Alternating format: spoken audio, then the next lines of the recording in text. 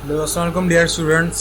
मैं हूं सर सईद और आज हम लोग पढ़ेंगे कि सेट क्या होते हैं। तो आज ही आपका पहला मैट्रिक की पहली क्लास है, आपकी फर्स्ट क्लास है इस साल की और ये है आपका इंट्रोडक्शन ऑफ सेट का पहला लेक्चर।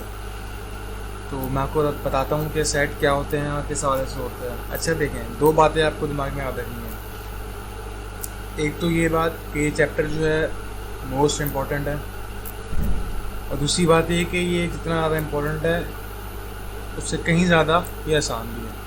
अमूमन ऐसा होता है जो चैप्टर इम्पॉर्टेंट होते हैं वो ज़्यादा इजी नहीं होते, जो इजी होते हैं वो इम्पॉर्टेंट नहीं होते। लेकिन इस चैप्टर की खूबी ये है कि ये चैप्टर मोस्ट इम्पॉर्टेंट भी है और ये बहुत ज़्यादा ईजी भी है। इम्पॉर्टेंट इस लिहाज से है कि इसका MCQ में भी काफ़ी सवाल आते हैं, और सेकंड थिंग ये कि ये चैप्टर जो है आपका शॉर्ट में भी आता है और अक्सर ऐसा होता है कि ये लॉन्ग में भी आ जाता है।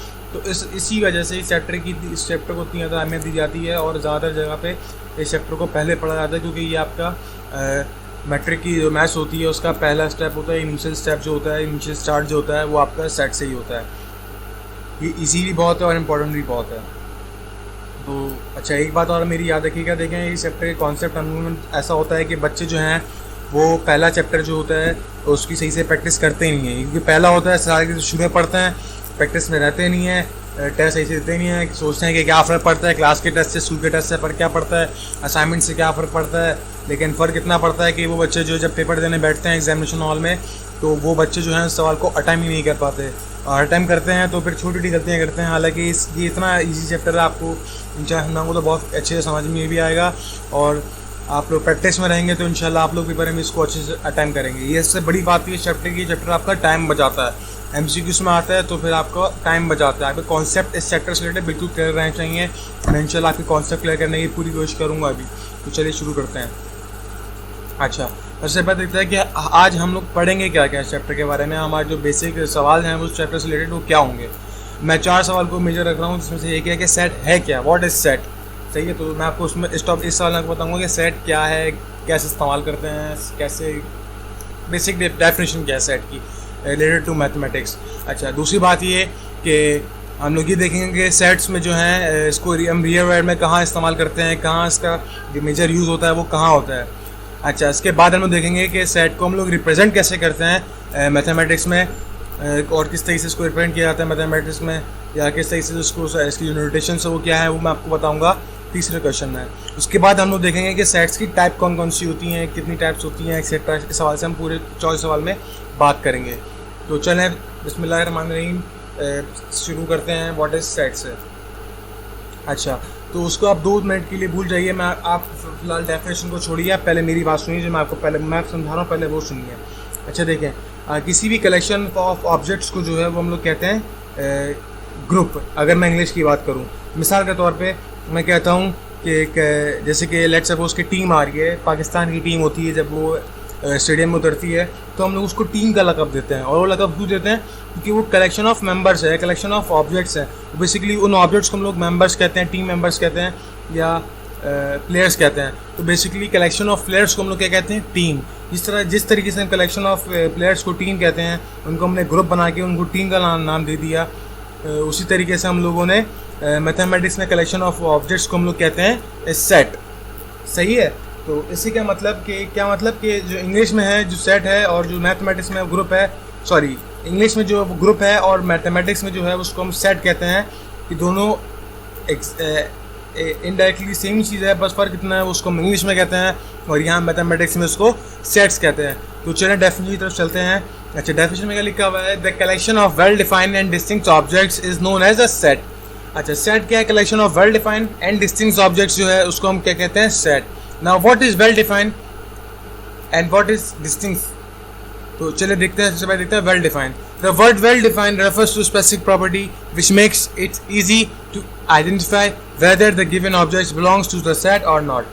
क्या मतलब ये कि देखो, जब भी कोई जो वेल डिफाइंड है इसका मतलब ये होता है, ये इस बात को रेफर कर रहा है कि जब भी आप किसी कलेक्शन ऑफ ऑब्जेक्ट्स की कोई एक ऐसी प्रॉपर्टी होनी लाजमी है जिससे वो इजीली आइडेंटिफाई हो सके कि ये इसकी स्पेसिफिक इसकी प्रॉपर्टी है, जिसको आप इजीली आइडेंटिफाई कर सको कि भाई ये चीज़ है, इस सेट में, ये चीज़ है इस ग्रुप में, ये चीज़ इस कलेक्शन में ऐसी है जो बाकी किसी में नहीं है, तो उसको हम कहते हैं सेट। उसी से हमें पता चलता है कि ये सेट है या सेट नहीं है।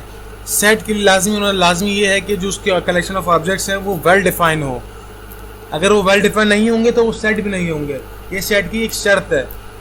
अच्छा, दूसरी बात क्या लिखी है, distincts mean that the object of set must be all different.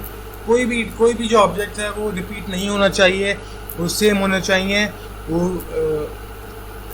कोई भी ऑब्जेक्ट रिपीट ना हो रहा हो, कोई मेंबर रिपीट ना हो रहा हो। मिसाल के तौर पर मैंने आपको भी ग्रुप ऑफ प्लेयर की या टीम ऑफ प्लेयर की बात की थी पाकिस्तान की टीम की, तो कोई भी प्लेयर सेम नाम का दो बार नहीं आ सकता, वो एक ही बार आएगा इस सेट में, ग्रुप में।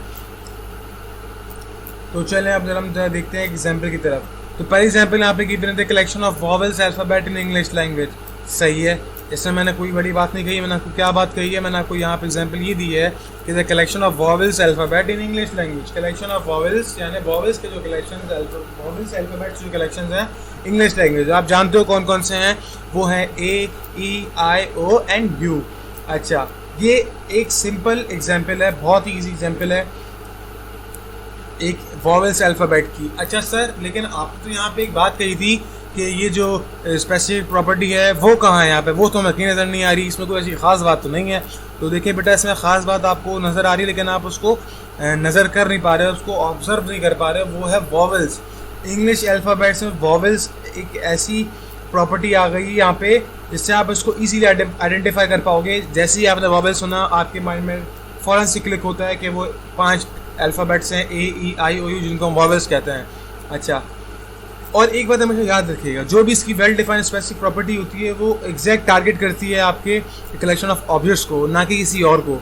जब भी आप कोई सेट, जिसको आप सेट कहते हो, उसकी जो स्पेसिफिकली प्रॉपर्टी जो होती है जिसको हम वेल डिफाइंड कहते हैं, वो लाजिम है कि वो सिर्फ उन्हीं को टारगेट कर रही हो, ना कि किसी और को। मिसाल के तौर पर यहाँ पे वॉवेल्स अल्फ़ाबेट लिखा हुआ है, तो ये कहीं से भी Z को टारगेट नहीं कर रहा। यहाँ पे कहीं भी लिखा हुआ कि स्टार्टिंग 5 अल्फ़ाबेट्स या एंडिंग 5 अल्फ़ाबेट, यहाँ पे साफ साफ इंग्लिश लफ्ज़ों में क्या कह दिया गया कि वॉवेल्स अल्फ़ाबेट चाहिए मुझे इंग्लिश वर्ड के, उसको हम कलेक्शन ऑफ अल्फ़ाबेट कह रहे हैं, वॉवेल्स अल्फ़ाबेट कह रहे हैं। तो ये बिल्कुल एक वेल डिफाइंड और बहुत अच्छी मिसाल है सेट की, और बेसिक बहुत प्यारी एग्जाम्पल है सेट की, क्योंकि इसमें आप लोग देख रहे हो, जैसा मैंने बताया कि आप स्पेसिफिक प्रॉपर्टी को बता रहे हो। अच्छा, सेकंड एग्जांपल यहाँ पे क्या है, set of all even numbers less than 10। Again sir, यहाँ पे कहाँ पे वो वेल डिफाइंड प्रॉपर्टी की जो जिसकी आप कब से बात कर रहे हैं, यहाँ पे देखो इवन नंबर्स, इवन की बात आ गई। जब इवन की बात कर दी, इवन नंबर आपको पता है मैथ्स में हर नंबर इवन नहीं होता, कुछ स्पेसिफिक नंबर्स इवन होते हैं। कौन स्पेसिफिक नंबर इवन होते हैं, वो स्पेसिफिक नंबर्स होते हैं जो 2 से डिविजिबल हो, उनको आप कहते हैं इवन नंबर्स। तो उसका मतलब क्या हुआ, यहाँ पर भी एक वेल डिफाइंड प्रॉपर्टी या वेल डिफाइंड स्पेसिफिक प्रॉपर्टी आ चुकी है, और वो कौन सी है, वो इवन नंबर्स की प्रॉपर्टी है। सही है। तो यहाँ पर अच्छा, मिसाल के तौर पर मैं आपको एक सेट की एग्जांपल देता हूँ। अगर मैं कहूँ कि set of all students those are happy in matric class, इस तरीके कोई सेट बन नहीं सकता। उसकी वजह यह है कि इसमें कोई स्पेसिफिक प्रॉपर्टी नहीं है। देखो, जो एक बात याद रखना, सेट की जो जिस वेल डिफाइंड प्रॉपर्टी की बात कर रहा हूँ, वो प्रॉपर्टी हर किसी के लिए लाजिम है कि वो सेम हो। मिसाल के तौर पे वॉवेल्स अल्फ़ाबेट आप दुनिया में कहीं भी चले हैं, इंडिया चले हैं, बंगाल चले हैं, US चले हैं, मिडल ईस्ट चले हैं, आपको हर जगह आप जाके सिर्फ इतनी सी बात करेंगे कि वॉवेल्स अल्फ़ाबेट, तो वो आपको एक ही बात कहेगा कि वो A-E-I-O एंड U है। बिल्कुल वैसे ही अगर आप इवन नंबर्स के बारे में बात करते हैं, तो इवन नंबर भी एक यूनिवर्सल है। मतलब आप दुनिया किसी भी कोने में जाके बात करेंगे इवन नंबर्स की, तो आपको स्टार्ट हमेशा 2 से ही लेता है, और वो आपको यही कहता है कि ये वाहिद ऐसे नंबर हैं जो 2 से डिविजिबल हो। तो ये एक बिल्कुल सिंपल और बेसिक स्पेसिफिक प्रॉपर्टी है, डेफिनेशन है और एग्जांपल्स हैं सेट की। अगर आप ये बात वेल डिफाइन का कॉन्सेप्ट अगर आपके दिमाग में क्लियर हो गया हो, तो आप इजीली आइडेंटिफाई कर सकते हैं कि क्या चीज़ सेट है, किस कलेक्शन ऑफ ऑब्जेक्ट्स को हम लोग सेट कह सकते हैं और किसको हम लोग नहीं कह सकते। जैसा मैंने आपको बताया कि collection of students those who are happy in matric class, तो जो बच्चे आज हैप्पी हैं लाजिम नहीं है वो बच्चे कल भी हैप्पी हों, तो ये कोई सेट नहीं बनता। समझ रहे हैं मेरी बात। लेकिन अगर मैं बात करूँ सब्जेक्ट्स की और इसको मज़ीद स्पेसिफिक कर दूँ, मैं ये कहूँ कि the collection of subjects of matric class in Sindh, मैंने बात कर दी सिंध की, मतलब कि सिंध के अंदर मैट्रिक क्लास के बच्चे जो हैं उनके सब्जेक्ट्स की मैंने बात कर दी, उनका कलेक्शन है, तो उसको मैं सेट कह सकता हूँ। क्यों? क्योंकि मैंने बात कर दी सिंध और मैट्रिक क्लास की। मैट्रिक क्लास में अगर सिंध की बात करो तो हर जगह सिंध बोर्ड में एक ही चीज़ पढ़ाई जाती है, वो 5 सब्जेक्ट जो आपके हैं वही 5 सब्जेक्ट पूरे सिंध में हर बच्चे के होंगे। कोई चेंज होगा ना, किताब ना चैप्टर ना कोई topic. Each and everything will remain same in Sindh of matric class and all those subject जो उनके होंगे वही सब्जेक्ट आपके होंगे। लेकिन अगर मैं यहाँ बात कर देता सिर्फ जस्ट मैट्रिक क्लास की तो फिर वो कोई सेट नहीं होता। वजह ये है कि देखें, क्योंकि देखो अब मैट्रिक क्लास से आप तो नहीं पढ़ रहे हो ना, और भी स्टूडेंट्स हैं और दुनिया में और भी बहुत सारी जगह हैं जहाँ पे मैट्रिक, और जगह क्या हर कंट्री में मैट्रिक पढ़ाई जाती है। 10th एक ऐसा क्लासिक क्लास है जो बिल्कुल कंपलसरी है हर स्टूडेंट्स के लिए, इसको कोई ड्रॉप नहीं कर सकता अगर वो आगे जाना चाहे तो उसके लाजमी है कि वो 5 सब्जेक्ट को फॉलो करे। अच्छा, अब ये भी लाजमी नहीं है कि वो 5 के 5 वर्ड वर्ड सबके सेम हो। इसी वजह से मैंने यहाँ पे सिंध का वर्ड इस्तेमाल किया ताकि मैं इसको मज़ीद स्पेसिफिक कर सकूँ और अच्छी तरीके डिफाइन कर सकूँ, ताकि मैं इसको सेट कहला, ताकि ये जो कलेक्शन है सब्जेक्ट्स का आप लोगों का ये सेट कहला सके। अगर कुछ समझ में ना आए तो आपको आप वीडियो को पॉज करके पीछे भी देख सकते हैं ताकि आप लोगों को अच्छे से समझ में आए। चलिए अब आगे देखें, आगे हम देखते हैं। सेकेंड थिंग मैंने आपको बताई थी कि मैं सेट को रियल वर्ल्ड में कहाँ इस्तेमाल किया जाता है। देखो सेट को रियल वर्ल्ड में मैं इसका मेरी पहले एग्जाम्पल जो थी वही आपको रियल वर्ल्ड की एग्जाम्पल मैंने आपको दी थी। जिससे मैंने आपको कहा था कि हम लोग team member, collection of team members को हम लोग कलेक्शन ऑफ प्लेयर्स को हम लोग क्या कहते हैं, टीम कहते हैं। तो बेसिकली टीम क्या है, टीम एक सेट ही तो है, लेकिन बस हम उसको मैथ में नहीं कह रहे, हम उसको इंग्लिश वर्ड में कह रहे हैं। वो basically exact same thing he है, वैसे ही जैसे कि मैथ में हम नंबर ऑफ सेट्स कहते हैं, इवन नंबर्स हो गए, ऑड नंबर्स हो गए, या फिर कलेक्शन ऑफ जैसे कि वॉवेल्स का हो गया, वो भी बिल्कुल वैसा ही है। क्योंकि पाकिस्तान की टीम जो इंटरनेशनली बनती है वो एक दफ़ा सेम ही रहती है ना, तो वो भी एक सेट की तो एग्जाम्पल है। तो फ़र्क इतना है, उसको हम इंग्लिश में कह रहे हैं ग्रुप या टीम कह रहे हैं, और मैथ में हम उसको सेट कहते हैं। तो वो एक रियल एग्जाम्पल है, और रियल एग्जाम्पल आपको वैसे ही मिल सकती है जैसे कि आप अपने घर में देखो, अपने कबर्ड में देखो, तो सारे कपड़े वेल ऑर्गेनाइज वे में इस्तेमाल होते हैं, ऑर्गेनाइज वे में रखे जाते हैं। तो ऑर्गेनाइज वे को ही हम लोग सेट कहते हैं, जिसमें हम चीज़ों को कलेक्ट करके ऑब्जेक्ट्स को एक अच्छी तरीके से एक सेट में डाल के एक कबर्ड में रखते हैं। तो ये बेसिक एक सेट की ही इसी तरीके से हम सेट को इस्तेमाल करते हैं रियल वर्ल्ड में।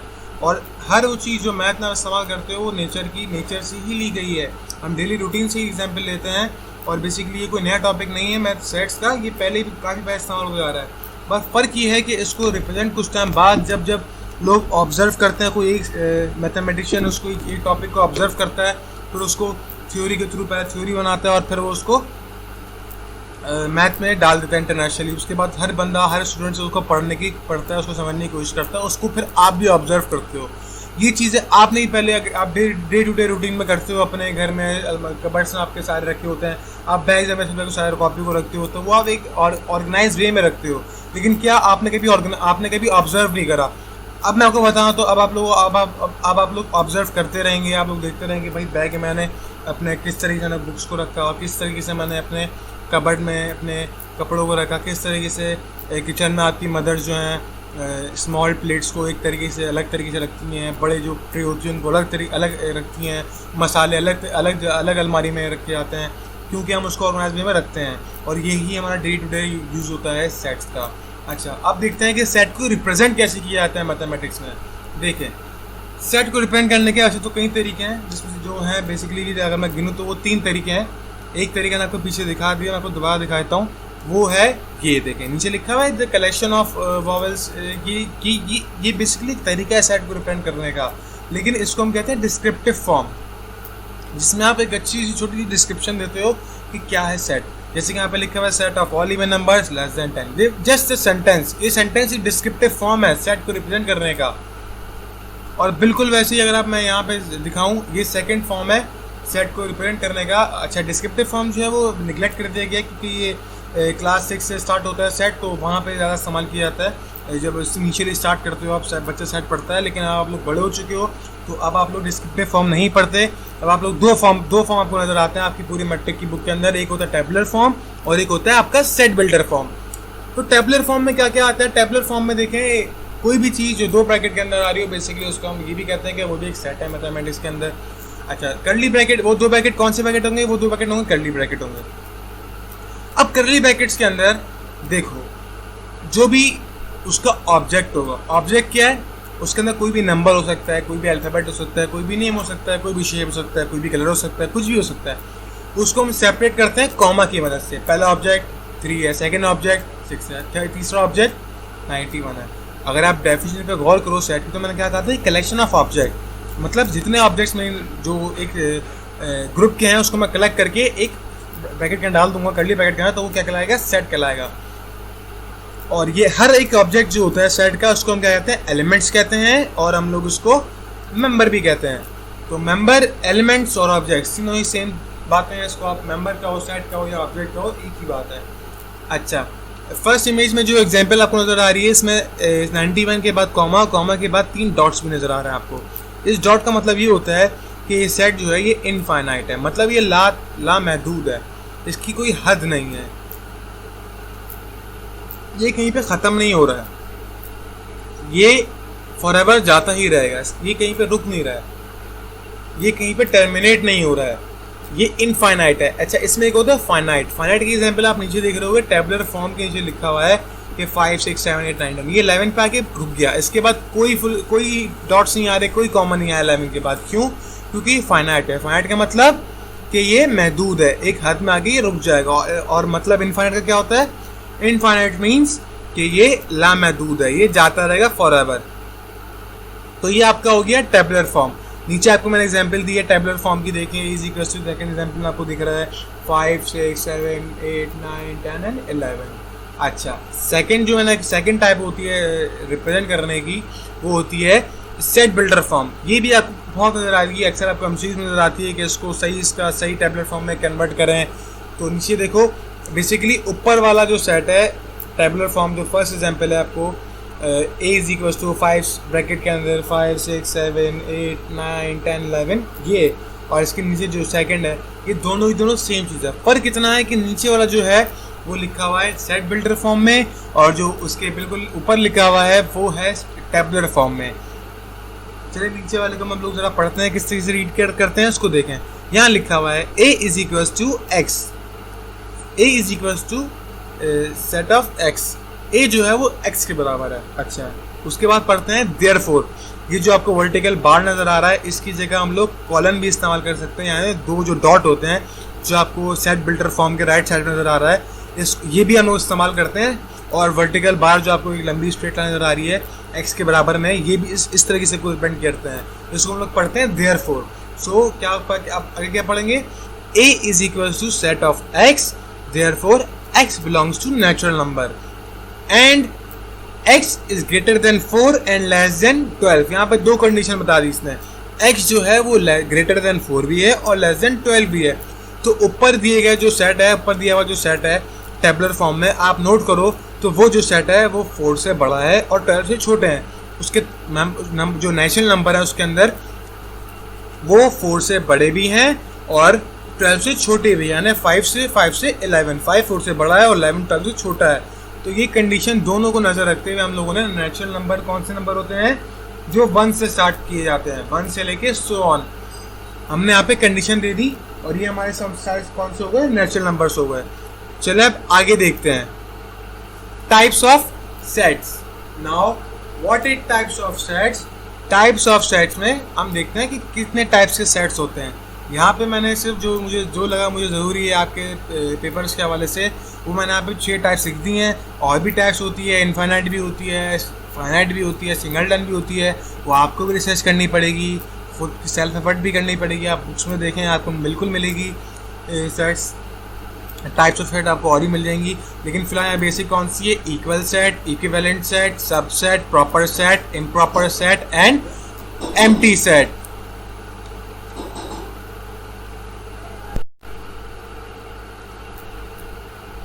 तो हम लोग थे टाइप्स ऑफ सेट के ऊपर। मैंने आपको बताया कि यहाँ पे मेरे पास 6 टाइप्स ऑफ सेट हैं, equal set, equivalent set, subset, proper set, improper subset and empty set. अच्छा हम लोग, अच्छा वैसे तो और भी टाइप्स हैं सेट की, लेकिन आप लोग, मैंने आपको बताया अभी जैसे ही पहले बताया कि आप खुद भी सेल्फ एफर्ट करो, रिसर्च करो, इंशाल्लाह आपको समझ में भी आएगा और वो आपके लिए अच्छा भी होगा। तो आज सबसे पहले हम लोग देखते हैं इक्वल सेट। व्हाट इज ये अपना इक्वल सेट क्या होता है। अब जरा गौर से देखो, सबसे पहले क्या है अपना भाई, इक्विवेलेंट सेट। इक्विवेलेंट सेट क्या होता है, देखो 2 sets A and B are said to be equivalent if they have the same number of element। क्या मतलब ये कि 2 सेट इक्विवेलेंट कहलाएंगे एक दूसरे के, सेट ए और बी। कब? जब भी उन दोनों सेट के नंबर ऑफ एलिमेंट्स एक दूसरे के इक्वल हो। मिसाल के तौर पे नीचे आपको एग्जाम्पल नजर आ रही है, 1 सेट ए जो है, set A is equal to 1, 4, 2 and set B is equal to 3, 9, 7।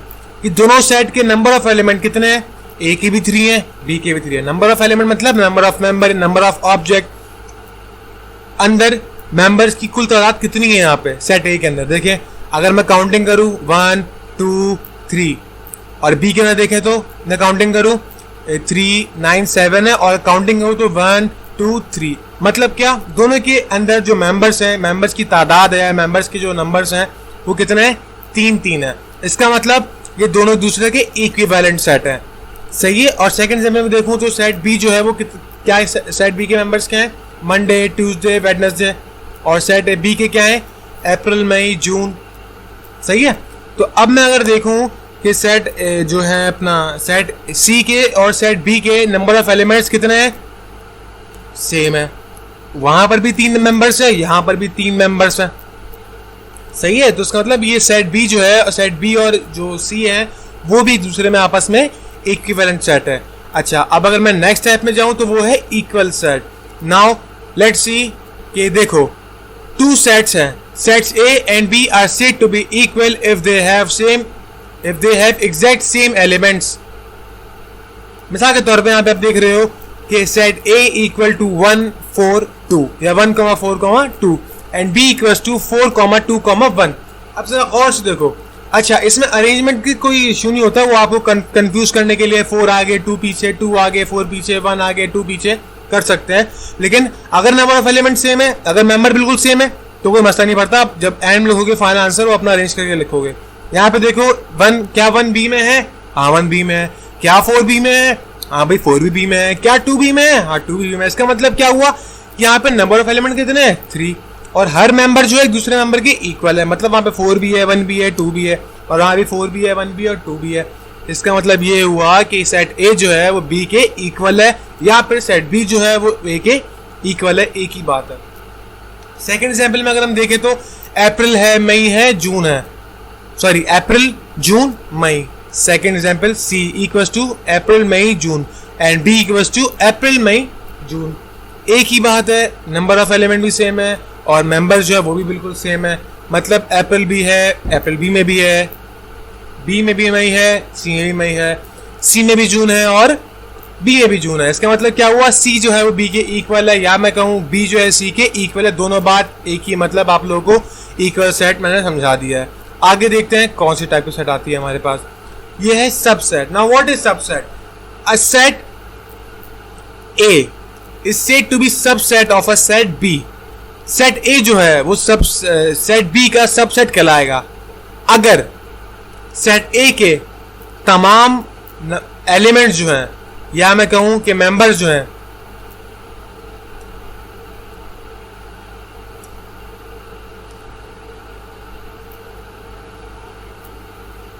हाँ तो हम कहाँ थे? हम थे अगर मैं कहूं कि सेट ए जो है वो सेट बी का सबसेट कहलाएगा अगर सेट ए के जो जितने भी एलिमेंट्स हैं वो सब बी में पाए जाएं। तो सेट ए जो है therefore set A is a subset of set B. मतलब क्या? मतलब ये कि अगर सेट ए लेट करते हैं, लेट सपोज सेट ए है, सेट ए की वैल्यू क्या है? उसके मेंबर्स कौन कौन से हैं? ए, बी, सी। सही है। एंड सेट बी जो है उसकी मेंबर्स क्या कौन कौन से हैं? ए, बी, सी, डी, ई। इसका मतलब सेट ए के हर जितने भी एलिमेंट्स हैं वो सब बी में है। हाँ भाई है। देखो बी के अंदर ए भी है, बी के अंदर बी भी है, बी के अंदर सी भी है। इसका मतलब सेट ए जो है वो सेट बी का क्या है? सबसेट है।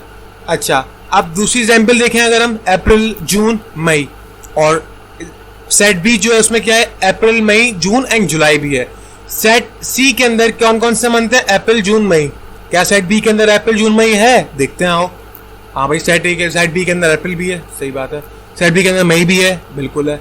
और सेट बी के अंदर जो है वो जून भी है। इसका मतलब जितने भी तमाम सेट सी के तमाम एलिमेंट जो है वो बी के अंदर नजर आ रहे हैं। इसका मतलब क्या हुआ कि सी जो है वो बी का सबसेट है। अच्छा, now what is proper subset? अब देखते हैं प्रॉपर सबसेट क्या होता है. If set A is a subset of proper, set A is a subset of a set B. अगर सेट ए जो है वो सेट सबसेट है सेट बी का, सही है, और and A is not equal to B, और ए जो है वो बी के इक्वल ना हो, then you say that A is a proper subset of set B. यानी जो पिछला में डेफिनेशन देखी थी उसके मुताबिक भी वो एग्जाम्पल जो आपको गिवन थी वो भी एक प्रॉपर सबसेट ही था. मतलब A इक्वल्स टू, अगर for example A B C and B equals to A B C D E हो. देखो A की वैल्यू क्या है ए बी सी, B की वैल्यू क्या है ए बी सी डी ई. क्या यहाँ पे A B का सबसेट है? सबसेट की डेफिनेशन क्या थी कि A के तमाम एलिमेंट्स B में होने लाजमी है. अगर ऐसा है तो मतलब A जो है वो B का सबसेट है. डेफिनेशन में क्या कहा गया है? If A is subset of set B. क्या ये सबसेट है B का? बिल्कुल है. सेकंड कंडीशन क्या थी इस डेफिनेशन के मुताबिक प्रॉपर सबसेट की? वो ये थी कि A जो है वो B के इक्वल नहीं होना चाहिए. क्या A B के इक्वल है? नहीं, A B के इक्वल थोड़ी है. देखो A के अंदर जो चीजें हैं वो B के अंदर तो है, लेकिन जो B में है क्या वो A के अंदर है? नहीं है. इसका मतलब हम कह सकते हैं कि ये जो है प्रॉपर सबसेट है. बिल्कुल वैसे ही अगर आप सेकंड एग्जाम्पल में देखो, अप्रैल जून मई, एंड सेकंड देखो सेट बी है. बी में क्या है? अप्रैल मई जून एंड जुलाई. जो सी में है वो बी में है, लेकिन क्या बी इक्वल सी के है? नहीं, ये दोनों एक दूसरे के इक्वल नहीं है. इसका मतलब सी जो है वो बी का सबसेट तो है, लेकिन कौन सा सबसेट है? वो बी का प्रॉपर सबसेट है. I hope you understand proper subset. अब देखते हैं व्हाट इज इम्प्रॉपर सबसेट. अब देखो डेफिनेशन के मुताबिक ये कह रहा है कि if set A is a subset of set B. अगर सेट ए जो है वो बी का सबसेट हो and set A is equal to set B, then we say that A is a improper subset of set B. अगर जितने भी elements है वो सेट बी में पाए जाएं और इसके अलावा एक्स्ट्रा कुछ भी ना हो, तो वो क्या होता है? सबसेट तो होता है, लेकिन कौन सा होता है? वो होता है इम्प्रॉपर सबसेट. एग्जाम्पल आप देख रहे हैं A equals to A comma B comma C and B equals to A comma B comma C. जो ए के मेंबर्स हैं वो तमाम बी में भी हैं, लेकिन बी में कुछ एक्स्ट्रा है? नहीं, एक्स्ट्रा नहीं. इसका मतलब क्या हुआ कि ए और बी दोनों दूसरे के इक्वल हैं. जब भी दो सेट आपस में दूसरे के इक्वल हो, बिल्कुल इक्वल हो, तो वो एक दूसरे के इम्प्रॉपर सबसेट भी होते हैं. और यहाँ पे क्या लिखा हुआ है? सी सेकेंड एग्जाम्पल में देखें तो अप्रैल जून मई, और बी में देखो अप्रैल मई जून. जो सी में है वो सब बी में भी हैं, और इसका मतलब सी जो है वो बी का सबसेट है. लेकिन कौन सा सबसेट है? अब क्योंकि सी जो है वो इक्वल आ रहा है बी के, सेट सी जो है वो सेट बी के बिल्कुल इक्वल आ रहा है. इसका मतलब ये हुआ कि ये सबसेट तो है बी, सी जो है वो बी का, लेकिन कौन सा सबसेट है? वो है इम्प्रॉपर सबसेट. अब देखते हैं फाइनल एंड लास्ट हमारा जो है टाइप ऑफ सेट, जो हमारे इसमें लिखा हुआ है स्लाइड्स में, वो है empty set. If set A has a zero number of element, then we say that A is an empty set or null set. अच्छा, डेफिनेशन मुताबिक अच्छा जीरो नंबर ऑफ एलिमेंट लिखा हुआ है, इसका मतलब ये नहीं है, ये इसका मतलब ये हरगिज नहीं है कि ब्रैकेट के अंदर जीरो हो. ब्रैकेट के अंदर जीरो होगा तो वो एम्प्टी सेट नहीं कहलाएगा, वो कहलाएगा सिंगलटन सेट, क्योंकि उसका जिसके अंदर एक ही नंबर ऑफ एलिमेंट हो वो कहलाता है सिंगलटन सेट. लेकिन यहाँ पे जो है हमारे पास क्या कहा जा रहा है कि नंबर ऑफ एलिमेंट जीरो हो, मतलब कोई एलिमेंट ही ना हो, कि उसके अंदर कोई ऑब्जेक्ट ही ना बचा हो, कोई मेंबर ही ना हो, तो वो क्या कहलाता है? वो कहलाता है एम्प्टी सेट. उसको रिप्रेजेंट करने का तरीका नीचे लिखा हुआ है. ए इक्वल्स टू दो ब्रैकेट लगते हैं और अंदर कुछ भी नहीं लिखते, और सेकंड मेथड जो है वो है जीरो के ऊपर आप लोग स्लैश लगा देते हो या उसको कट कर देते हो, वो क्या कहलाता है? Empty set. तो ये था हमारा आज का लेक्चर, पहला लेक्चर जिसमें मैंने आपको सेट का इंट्रोडक्शन दिया है. मुझे बिल्कुल पूरी तरीके से उम्मीद है कि आपको ये टॉपिक बिल्कुल क्लियर हुआ होगा. कुछ चीज़ समझ में ना आए तो इसमें आपको बिल्कुल बार बेनिफिट. जब मैं क्लास में होता था तो मुझे बार बार बात को रिपीट करना पड़ता था, लेकिन क्योंकि ये रिकॉर्डेड लेक्चर है तो मेरी हर बात आपकी उंगली के इशारे के मुताबिक आप लोग कहीं भी पॉइंट करोगे और मैं वही दोबारा चीज़ बोलूँगा.